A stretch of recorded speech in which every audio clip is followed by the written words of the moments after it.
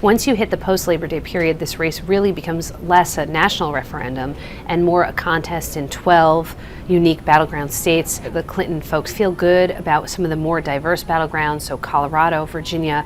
The place where the Clinton folks think they're perhaps a bit weaker are those Rust Belt states, places like Ohio and Pennsylvania. So that's really where you'll see them try to improve their standing, particularly with suburban women outside of places like Cleveland or Columbus or Pittsburgh, who may be turned off by Trump's rhetoric. Hillary Clinton's goal is to press her case that Donald Trump is unfit to be president. That's really emerged as her main line of attack against him.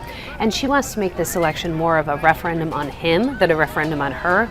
That's because, poll after poll shows that Americans really don't like her. They just like him less. So she's trying to work that hatred differential in her advantage. Trump has been going through this evolution over the last couple of weeks where he's basically shaken up his top campaign leadership. He is taking a much more scripted approach to campaigning than he has for most of the rest of his time as a presidential candidate. And he's doing some very overt outreach to minority voters. And the question for the Trump campaign going forward is whether this is something he's going to be able to sustain or something he even wants to sustain. This really goes against everything that we know that Donald Trump has enjoyed about being a candidate. I think the key for him is that he is seeing results in the polling that show that since he has taken this more scripted approach, he is doing better. And as long as his advisors can keep putting that in front of him, they have a better chance of keeping him on message.